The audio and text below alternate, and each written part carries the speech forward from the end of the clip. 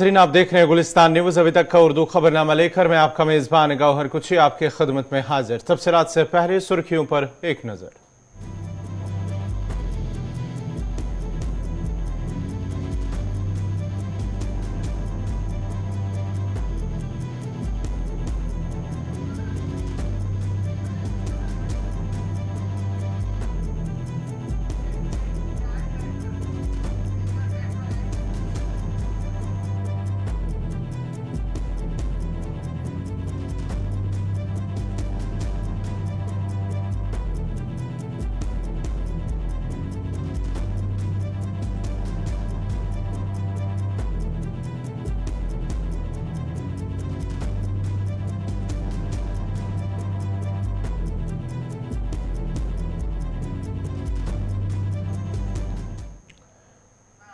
और अब पेश है खबरों की तफसील। सबसे पहले बड़ी खबर शुमाली कश्मीर के बारामूला पट्टन से आ रही है। इस वक्त शुमाली कश्मीर के पट्टन में नामालूम बंदूक बरदारों ने एक बैंक मैनेजर पर हमला किया। जरा का कहना है कि पट्टन के गोशबुग इलाके में नामालूम बंदूक बरदारों ने एक गैर रियासती बैंक मैनेजर पर गोलियां चलाई, ताहम वो बाल बाल बच गए, जबकि हमलावर मौके वारदात से फरार हुए।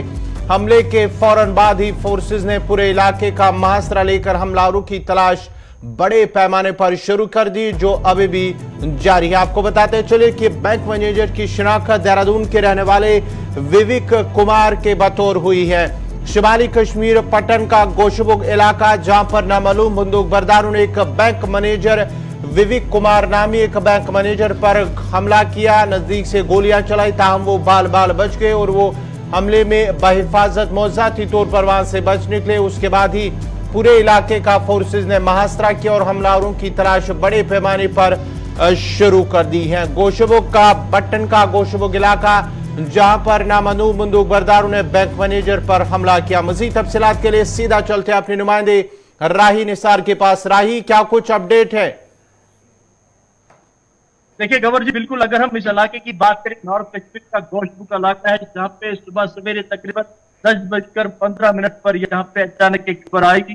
तो यहाँ पे ग्रामीण बैंक है, अगर हम मैं कैमरा पर्सन को कहूंगा आपको थोड़ा बहुत तस्वीर में दिखाइए। ग्रामीण बैंक पट्टन गोशबुग के यहाँ पे गैर रियासत मैनेजर जो आए थे, तो ही यहाँ पे सुबह सवेरे ड्यूटी पे आया, तो अपने बाइक से जुड़ी होता, तो यहाँ पे नामालूम बंदूक बरदार उसका इंतजार कर रहा था और अचानक नामालूम बंदूक बरदार उससे गोली चलाई, जो निशाना चुप गया और वो सड़क पे लग गई और बैंक मैनेजर वहां पे बाल बाल बच गया। वहां पे लोग जमा हुए थे, मगर जो नामालूम बंदूक बरदार है वो फिर वहां से भाग गया और उसने 2 फायर हवा में भी की है और हवा करते करते वो भाग गया है। अब इस इलाके को इस वक्त कॉर्डन ऑफ कर दिया गया है और उस नाम पर बंदूक बरदार इस वक्त तलाश जारी है। राही, जरा ये भी बताएगा, क्योंकि कल वजीर दाखिला अमित शाह जो आज जम्मू कश्मीर का दौरा उनका शुरू होगा, कल बारामूला के अंदर उनकी एक रैली होगी और रैली से कबल ही हमला, उससे पहले अगर हम दो रोज कबल की बात करेंगे, एक एनकाउंटर भी जहां पर 2 मिलिटेंटों की हलाकत हुई है और एक बार फिर पट्टन के अंदर ये हमलावरों का नमूदार होना कहीं ना कहीं ये सिक्योरिटी के लिए एक बड़े चैलेंज भी होगा। बिल्कुल, मगर अगर इस इलाके की पहले बात करेंगे, इलाका नेशनल हाईवे से तकरीबन यहाँ पे 6 किलोमीटर अंदर है। हम ये कहेंगे कि जो नेशनल हाईवे है वहाँ पे सिक्योरिटी के काफी इंतजाम रखे गए हैं और जो ये अंदरूनी इलाका है यहाँ पे भी पुलिस चेक पोस्ट जगह जगह पे लगे हैं। पर हम ये कहेंगे जो कल यहाँ पे दाखिला का यहाँ पे कल दौरा है, मुझे चुकू जी यहाँ पे तैनात की गई और हम देखेंगे कि जो ये इलाका है ये यहाँ पे हम रिहायशी पजीर इलाका है और ये बहुत अंदर इलाका है, 8 किलोमीटर नेशनल हाईवे से अंदर इलाका। चलिए, बहुत बहुत शुक्रिया राही निसार आपका। ये थे पट्टन से तफसीलात फराम करे थे, जहां आज सुबह ही तकरीबन 10 से 10:30 के बीच ग्रामीण बैंक के एक बैंक मैनेजर पर नामालूम बंदूक बरदारों ने उन पर गोलियां चलाई, ताहम निशाना चूक कर वो गोलियां जो है वो दीवार पर लगी, सड़क पर लगी ये गोलियां। ये तस्वीरें आप देख सकते हैं जो गोशबुग पट्टन का इलाका, जहां पर नामालूम बंदूक बरदारों ने ग्रामीण बैंक के मैनेजर पर हमला किया, ताहम वो बच गए हैं। उसके साथ ही जो इसकी शनाख्त बैंक मैनेजर की वो देहरादून के रहने वाले विवेक कुमार के बतौर हुई है। हमलों के बाद ही जिस तरह से हमला हुआ उसके बाद ही फौज, पुलिस और सीआरपीएफ ने पूरे इलाके का मुहासरा किया और उन हमलावरों की तलाश बड़े पैमाने पर शुरू कर दिया है, जो अभी भी जारी है, और पूरे इलाके का वहां पर मुहासरा किया गया। बढ़ते आगे बात जरा अब राजौरी की करते हैं। वज़ीर दाखिला अमित शाह का जहां जम्मू कश्मीर का दौरा आज से शुरू हो रहा है और आज शाम 5 बजे वज़ीर दाखिला जम्मू पहुंचेंगे, जिसके बाद पार्टी लीडरान के साथ मुलाकात होगी और कई मामलात पर बातचीत होगी, जिसके बाद रात का क़याम करने के बाद कल सुबह माता वैष्णो देवी मंदिर में हाजिरी देंगे और राजौरी के लिए रवाना होंगे, जहां न्यू बस स्टैंड राजौरी में एक अवामी रैली से खिताब करेंगे। उसके बाद ही जम्मू कश्मीर दौरे के दौरान वज़ीर दाखिला कई तरक्याती मंसूबों को हरी झंडी दिखाएंगे और मौजूदा सियासी और सिक्योरिटी सूरत हाल का भी जायजा लेंगे। उसके साथ साथ ही वादी कश्मीर का भी वज़ीर दाखिला का दौरा होगा, जहां बारामूला के अंदर एक अवामी रैली से भी खिताब करेंगे। वज़ीर दाखिला जम्मू कश्मीर का जो दौरा है, भाजपा का मानना है कि यह काफी अहमियत का हामिल है। उसके साथ साथ ही जो पहाड़ी तबका के लोग हैं वो भी कहीं ना कहीं पुरुमीद नजर आ रहे हैं। उनका मानना है कि शायद उनके लिए कोई बड़ा ऐलान हो सकता है। राजौरी में किस तरह के इंतजाम हैं, सिक्योरिटी और दीगर इंतजाम, क्योंकि कल एक रैली होने वाली है जिसमें वज़ीर दाखिला वो रैली से खिताब करेंगे, किस तरह के इंतजाम हैं। सीधा चलते अपने नुमाइंदे जमशीद मलिक के पास। जमशीद, क्या कुछ तफसीलात हैं और किस तरह के इंतजाम हैं, क्या कुछ तैयारियां की जा रही हैं? गौर, बिल्कुल इंतजाम की जहां तक बात करें, इस वक्त हम इस स्पॉट पर खड़े, आप हमारी इस तरफ का ये मंजर भी देख सकते हैं, जहां कड़ी सिक्योरिटी के इंतजाम ये कि उन्हें किसी भी मुलाजिम को अंदर जाने की इस तरह इजाजत नहीं दी जा रही है। हालांकि जो भी मुलाजिम हो या देखिए लोगों को तलाशी के बाद अंदर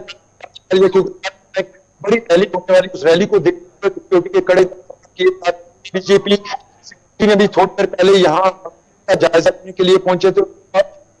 के बाद है जहां कल ये रैली और इस का मंजर आप फ्लाइट जाने की इजाजत नहीं जा रही है। इसके साथ साथ अगर बात हमारे सामने आएगा, जम्मू पुंछ की तरफ भी आपको दिखाऊंगे, इलाके को में दिया गया है, जम्मू का ये सामने जमशीद, आपको रोकना चाहूंगा क्योंकि आपकी आवाज थोड़ी कट कट के आ रही है, आपको रोकना चाहूंगा। बात कर रहे थे हम वज़ीर दाखिला अमित शाह की, जहां वो जम्मू कश्मीर का दौरा आज से शुरू हो रहा है और राजौरी में कल एक अवामी rally new bus stand Rajouri के अंदर एक रैली से खिताब करेंगे। और इस वक्त आप देख सकते हैं स्क्रीन पर कि किस तरह की तैयारियां की जा रही हैं। वहां पर किसी को अंदर जाने की इजाजत नहीं दी जा रही है। जमशीद, आप अपनी बात कंटिन्यू कीजिए। जी गौर, बिल्कुल उसके बाद मैं दिखाता हूँ आपको, ये जम्मू पुंछ हाईवे का सामने रास्ता है। इस पूरे रास्ते में सेना को तैनात कर दिया गया और उसके ऊपर लगने वाले जंगल जो हैं, इन पूरे जंगलात के अंदर सेना की इस वक्त भारी नफरी तैनात कर दी गई है। और इस तरह का मंजर भी मैं आपको दिखाता हूँ कि आज जिस तरह के हालात नजर आ रहे हैं कि आज इतनी सख्ती की जा रही है, इससे ये कह सकते हैं हम कि कल इस रोड को गाड़ियों की आवाजाही के लिए बंद कर दिया जाएगा। ये वो रास्ता है जो राजौरी के अंदर दाखिल होने वाला रास्ता, और कल इस रास्ते पर पूरी तरह गाड़ियों के चलने पर पाबंदी लगाई जाएगी, क्योंकि आज भी मुसाफिर बरदार गाड़ियों को इस तरफ नहीं आने दिया जा रहा। और ये वाला वो पोर्शन है जहां कल वजीर दाखिला अमित शाह एक जलसे से खिताब करने जा रहे हैं और इस जलसे में ये दावा किया जा रहा है कि 1.5 लाख के करीब लोगों के आने का इम्कान है, जो दावा भाजपा की तरफ से किया जा रहा है। उसको देखते हुए सिक्योरिटी के पहले ही बहुत ज्यादा कड़े इंतजाम यहाँ देखने को मिल रहे थे, मगर आज हालात उसके बिल्कुल अलग नजर आ रहे हैं, जहाँ किसी को भी गेट के अंदर जाने की इजाजत नहीं दी जा रही है। जो लोग एम्प्लॉइज हैं, अगर उनको भी जाने की इजाजत है तो उनकी भी पहले पूरी तरह जांच की जाती है, उनकी चेकिंग की जाती है, उसके बाद ही उनको अंदर जाने की इजाजत दी जा रही है। उसके अलावा किसी भी आम शहरी की बात करें या मीडिया पर्सन को भी आज इस तरफ अंदर जाने की इजाजत नहीं है, क्योंकि लगातार सुबह से हम देख रहे हैं जिला इंतजामिया हो या एडीजीपी सिक्योरिटी, उन्होंने भी यहाँ का दौरा किया। 2 दिन पहले हमने देखा था डिविजनल कमिश्नर ने भी यहाँ का दौरा किया था, क्योंकि कल के इस दौरे को बहुत अहम दौरा माना जा रहा है, जिसमें ये दावा किया जा रहा है कि 1.5 लाख के करीब लोगों के आने का इम्कान है। उसको देखते हुए सिक्योरिटी के कड़े इंतजाम यहाँ देखने को मिल रहे हैं। किसी भी तरह मैं बता रहा हूँ कि वो मेन गेट है जो न्यू बस स्टैंड के अंदर दाखिल होने वाला रास्ता है, जिसके अंदर कल ये रैली होने जा रही है, और इसमें पूरी तरह बंद कर दिया गया है। इसको किसी को भी अंदर जाने की इजाजत नहीं है। और जो एम्प्लॉइज, जो यहाँ काम करने वाले लोग हैं या जो सरकारी मुलाजिम है, अगर वो भी अंदर जाते हैं तो पहले उनकी भी जांच की जाती है, उसके बाद ही उनको अंदर जाने की इजाजत दी जाती है। गौर, बहुत बहुत शुक्रिया जमशीद मलिक आपका। ये थे राजौरी से जमशीद मलिक तफसीलात फराहम कर रहे थे ग्राउंड जीरो से, जहां से कल वजीर दाखिला अमित शाह जो bus stand new bus stand है राजौरी के अंदर, वहां एक अवामी रैली से खिताब करेंगे। आज शाम 5 बजे के करीब वजीर दाखिला अमित शाह जम्मू कश्मीर के लिए रवाना हो गए और आज शामी वो जम्मू पहुंचेंगे, जहां पर पार्टी लीडरान के साथ उनकी मुलाकात होगी और साथ ही साथ कई मामलात पर बात करेंगे। उसके साथ ही कल सुबह की जो शुरुआत होगी वो वैष्णो देवी, माता वैष्णो देवी के मंदिर जाकर वहां पर हाजिरी देंगे। उसके बाद राजौरी का सीधा वो राजौरी चलेंगे, जहां वो रैली से खिताब करेंगे। उसके बाद रैली इख्तिताम होने के बाद जम्मू जाएंगे और जम्मू के अंदर ही कई तरक्याती प्रोजेक्टों का इफ्तिताह करेंगे, संग बुनियाद रखेंगे। उसके बाद ही उनका वादी का दौरा और वादी के साथ ही बारामूला में एक रैली से 5 अक्टूबर को एक खिताब करेंगे और साथ ही साथ मौजूदा सियासी सूरत हाल और सिक्योरिटी सूरत हाल का उन्हें उनके आगाह किया जाएगा और तफसीलात के साथ उन्हें तफसीलात जो है वो फराम की जाएगी। बढ़ते आगे बात जरा उधमपुर की करते हैं, क्योंकि उधमपुर के मानसर मोड़ के मकाम पर एक गाड़ी को, मुसाफिर गाड़ी को हादसा पेश आया है, जिसके नतीजे में एक शख्स की मौत हुई है जबकि कई अफराद जख्मी हुए हैं। उधमपुर के मानसर मोड़ के मकाम पर मोंगरी खोर गली से उधमपुर जाने वाली एक मुसाफिर बस हादसे का शिकार हुई है, जिसके नतीजे में बस में सवार जो सभी लोग जख्मी हो गए थे और जख्मियों में से एक शख्स की मौत वाकया हुई है। आपको बताते चले, ये बस जब एक गाड़ी को वहां से रास्ता दे रही थी तो अचानक से सड़क से नीचे लुढ़क गई, जिसके नतीजे में इसका जो हादसा पेश आया और हादसे के दौरान जो गाड़ी में सवार मुसाफिर थे वो जख्मी हो गए और जख्मियों में से एक शख्स की मौत हुई है। मकामी लोगों की जानिब से जब बचाव कार्रवाई की गई है तो सभी जख्मियों को अस्पताल मुंतकिल किया गया, ले जाया गया, जहां पर एक शख्स जख्मों की ताब न लाते हुए दम तोड़ बैठा।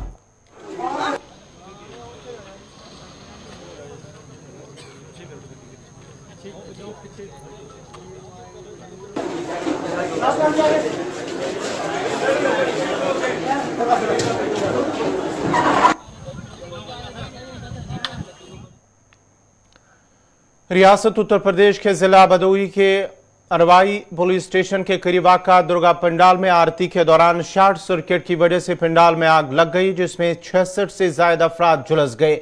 इंतजामिया का कहना है कि आरती के दौरान तकरीबन 150 लोग पंडाल में मौजूद थे, जिस दौरान पंडाल में आग लग गई और आग इतनी भयानक थी कि 66 से ज्यादा अफराद झुलस गए। झुलसे हुए लोगों को अस्पतालों में दाखिल कराया गया है, जहां से हालत नाजुक होने पर उन्हें वाराणसी ट्रॉमा सेंटर रेफर किया गया। इस वाकये में 5 की मौत हो गई है। वाकये की इतला मिलते ही एडीजी वाराणसी, कमिश्नर और साथ ही साथ दीगर पुलिस अफसरान वहां पर पहुंच गए हैं। आग लगने की इतला मिलते ही औराई इलाके में कोहराम मच गया। एम्बुलेंस और पुलिस अफसरान, इंतजामिया अफसरान की गाड़ियों सड़कों पर दौड़ती नजर आई। एडीजी वाराणसी के साथ साथ दीगर पुलिस एहलकार जब वहां पर पहुंचे तो उन्होंने झुलसे हुए लोगों को बेहतर इलाज फराम कराने के लिए फौरी तौर पर अस्पतालों में दाखिल कराया। हादसा उस कदर खौफनाक था कि इलाके में अफरा तफरी का माहौल फैल गया और औराई पे जीटी रोड समेत दीगर रास्तों पर भी भीड़ नजर आई।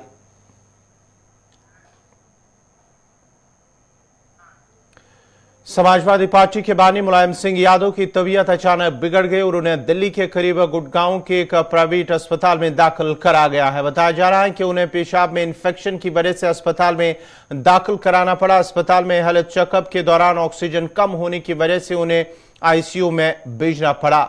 दरियास्तान समाजवादी पार्टी ने एक ट्वीट में कहा है कि गुरुग्राम के एक निजी अस्पताल में उन्हें दाखिल कराया गया। उनकी हालत मुस्तकम है, ताहम सीनियर डॉक्टरों की निगरानी में उनका इलाज किया जा रहा है। जराये का मजीद कहना है कि समाजवादी पार्टी के सदर और मुलायम सिंह यादव के बेटे अखिलेश यादव और उनकी अहलिया जिम्पुल यादव भी अस्पताल में मुलायम सिंह के साथ मौजूद हैं। अखिलेश यादव ने मुलायम सिंह यादव का इलाज करने वाले डॉक्टरों से तवील बातचीत की और कहा कि मुलायम सिंह यादव के छोटे भाई भी शिवपाल सिंह यादव जो दिल्ली के अंदर मौजूद है वो भी वहां पर पहुंच गए हैं। सयाहती मकाम गुलमर्ग से 26 किलोमीटर दूर सनशाइन पीक, पंतरी, कंटरनाग, दोनास जैसे खूबसूरत वादियों को सयाहती नक्शे पर लाने की खातिर टूरिस्ट गाइड एसोसिएशन गुलमर्ग और टंगमर्ग वर्किंग जर्नलिस्ट एसोसिएशन ने मुश्तरका तौर 2 रोजा ट्रैकिंग प्रोग्राम तरतीब दिया था, जिसे असिस्टेंट डायरेक्टर टूरिज्म गुलमर्ग ने हरी झंडी दिखाकर रवाना किया था। इस इंतहाई दिलकश और सुकून सफर से वापस लौटने पर टंगमर्ग इलाके के बेरोजगार नौजवानों को रोजगार कमाने का मौका फराम होगा। ताहम गुलमर्ग गाइड एसोसिएशन और मीडिया से वाबस्ता लोगों ने ये जगह मंजराम पर लाने के लिए कुदरती हुस्न से मालामाल सनशाइन पीक के साथ साथ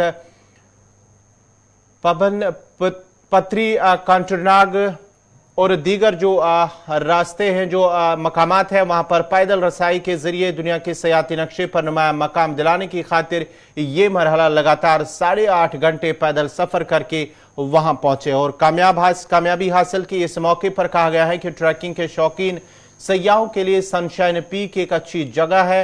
गाइड एसोसिएशन के सदर का कहना है कि उन्होंने अपनी जिंदगी में सनशाइन पीक को जबरदस्त खूबसूरत पाया है। ट्रैकिंग प्रोग्राम के साथ जुड़े लोगों का कहना है कि हुकूमत को इस मकाम की तशरीह करके ट्रैकिंग के लिए खोल देना एक अच्छी पहल होगी ताकि ज्यादा से ज्यादा बेरोजगारों को रोजगार मैसर हो सके। टूरिज्म ने इसको हरी झंडी दिखा कर रवाना किया। तकरीबन 30 टूरिस्ट गाइड इस ग्रुप में शामिल हैं। तो ये जगह जो था ये आज तक हिडन था, इसमें यहाँ पे लोग नहीं आते थे क्योंकि परमिशन का मसला था या और कुछ मसला था। लेकिन अब एडी टूरिज्म ने इसको बिल्कुल विद परमिशन खोला इस एरिया को। इंशाल्लाह हमें लगता है कि आने वाला सीज़न जो होगा 2023 का, और इसमें यहाँ पे टूरिस्ट का फ्लो अच्छी तरह से आएगा। यहाँ के लोकल यूथ जो है उनको अच्छा रोजगार मिलेगा। जब भी पहाड़ों में बर्फ गिरती है सबसे पहले ये माउंटेन पे गिरता है जिसका नाम है सनशाइन पीक। तो ये मतलब बहुत अच्छा पीक है। हम बाकी लोगों को भी सजेस्ट करते हैं कि यहाँ पे आ जाए एक बार बाय ट्रैकिंग। तो ये चीज़ें आप मिस मत करो क्योंकि अगर आपने लाइफ में ये माउंटेन नहीं देखा, ऑलमोस्ट आपने फिर कुछ नहीं देखा।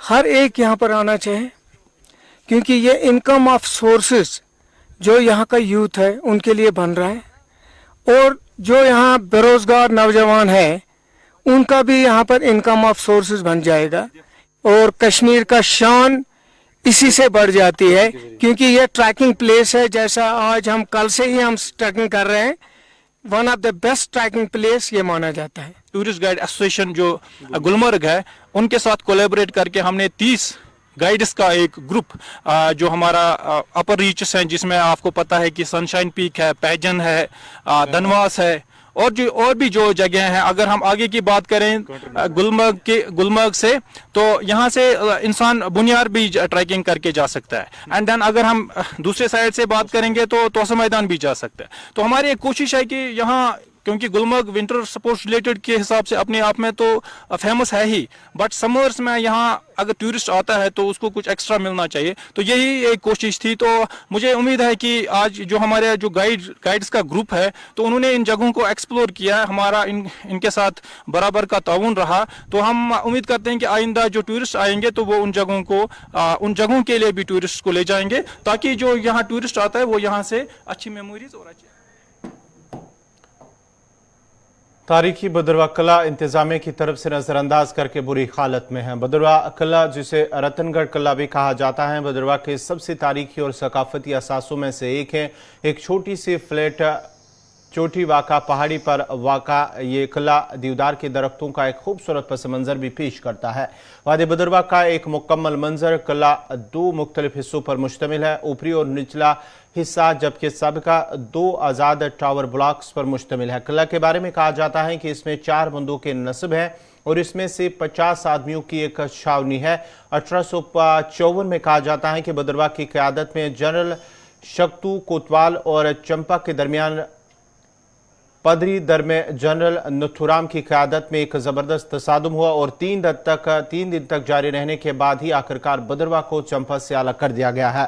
उसके बाद ही जनरल भद्रवा को उस वक्त के महाराजा गुलाब सिंह को जम्मू कश्मीर के साथ इल्हाक करने की पेशकश की।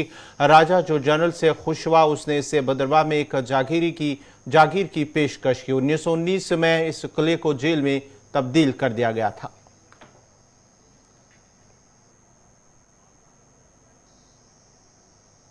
ये भद्रवा का ऐतिहासिक फोर्ट है जिससे जो हमारा हेरिटेज है, हमारा कल्चर है, वो कनेक्ट है।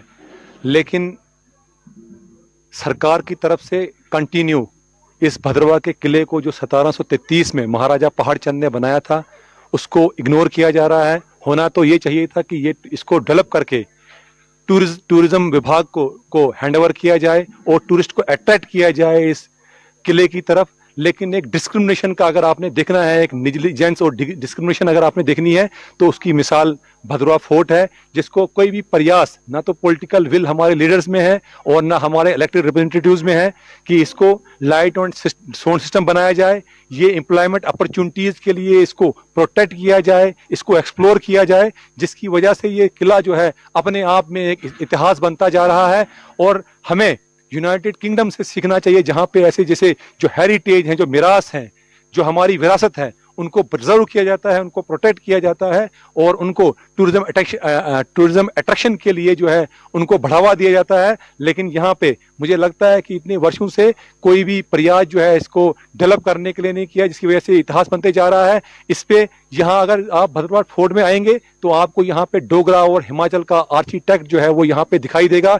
मैंने आपको बताया कि 1919 में इसको जो है कन्वर्ट कर दिया गया था जेल में। फ्रीडम फाइटर्स जो देश की आज़ादी के लिए जंग लड़ रहे थे, उनको अंग्रेजों ने इस किले के अंदर कैद रखा। और इसके अलावा मैं आपको बता देना चाहता हूं कि इस किले पर कई बार जो है चंबा के रूलर्स ने यहाँ पे जो है इस पे कब्जा किया, लेकिन 1852 में शक्तू कोतवाल, जो कि जनरल शक्तू कोतवाल भद्रवाह के रहने वाले थे, उन्होंने जनरल नथुराम के साथ जंग लड़ी और इसको आज़ाद करवाया चंबा के रूलर से। और 3 दिन तक पदरी धार पर फाइट होती रही और काफी इतिहास है इस किले का। लेकिन मुझे लगता है कि इस किले में शेख अब्दुल्ला को एक जमाने में पंडित नेहरू ने कैद कर दिया था और उसके बाद से ही हमारे साथ डिस्क्रिमिनेशन का सिलसिला शुरू हुआ। और एक नीरवी फिल्म भी इस भद्रवाह में बनी थी जो बड़ी हिट हुई थी और उसके बाद कंटिन्यू इस तरह के प्रयास किए गए कि भद्रवाह को इग्नोर किया जाने लगा और यहाँ पे बैन कर दिया गया फिल्म इंडस्ट्री को। लेकिन अब हमें केंद्र की सरकार से उम्मीद है, क्योंकि केंद्र में एक मजबूत सरकार है।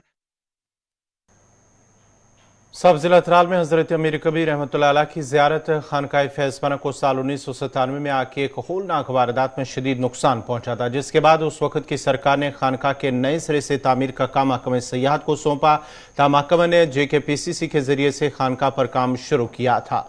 ताम 25 साल गुजर जाने के बाद भी ये काम नामुकम्मल है। मकामी लोगों ने मुतालबा किया है कि अगरचे महकमा के पास अब बाकी काम करने के लिए रकम नहीं है तो वो ज़ियारत का पैसा तामीराती काम के लिए इस्तेमाल कर सकते हैं। और औकाफ कमेटी के मेम्बरान का कहना है कि हमेशा अकीदतमंदों का रश रहता है और उर्स मुबारक पर यहाँ लाखों ज़ायरीन आते हैं, लेकिन यहाँ उनके लिए कोई ख़ास बंदोबस्त नहीं है।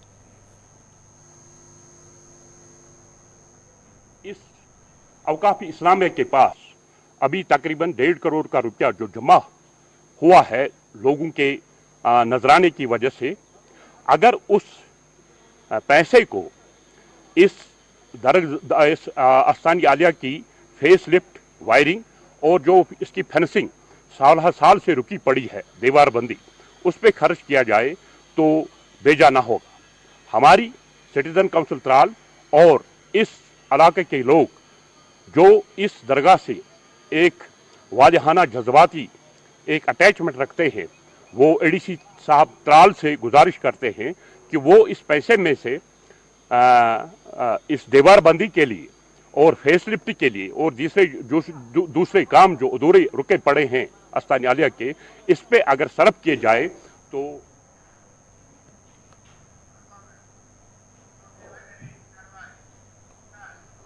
सऊदी अरब ने उम्रा ज़ायरीन को 3 माह तक ममलकत में क़याम की सहूलियत देने का ऐलान किया है। सऊदी वज़ीर ख़ारजा ने ताशकंद में गुफ्तगू करते हुए कहा है कि नसक प्लेटफार्म के जरिए ऑनलाइन उम्रा ज़ियारत वीज़ों का इजरा आसान बना दिया गया है। उन्होंने कहा कि पहले उम्रा वीज़े का दौरानिया 1 माह होता था, अब दुनिया के किसी भी मुल्क से आने वाले उम्रा ज़ायरीन को 3 माह तक ममलकत में क़याम की सहूलियत दी गई है। वज़ीर ख़ारजा ने कहा है कि नस्क प्लेटफार्म के जरिए ऑनलाइन उम्रा ज़ियारत वीज़ों का इजरा आसान बना दिया गया है और अब ज़्यादा आसानी और तेज़ी से उम्रा वीज़े जारी कराना मुमकिन हो गया है।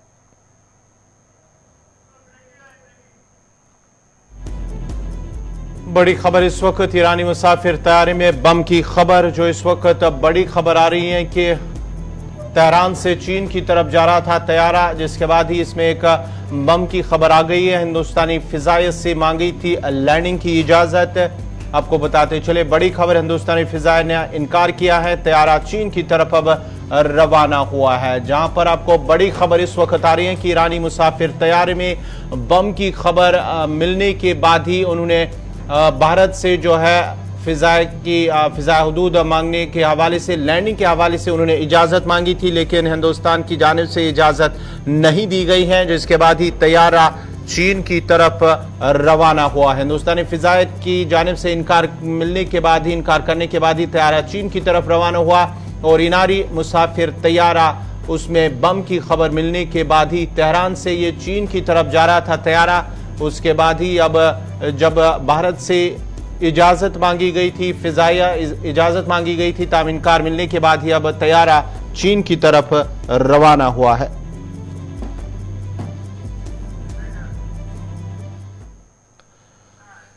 नाज़रीन, इसी के साथ ही उर्दू खबरनामा इख्तिताम पजीर हुआ चाहता है। अपने मेज़बान गौहर कुछे को इजाज़त दीजिए। अल्लाह हाफ़िज़।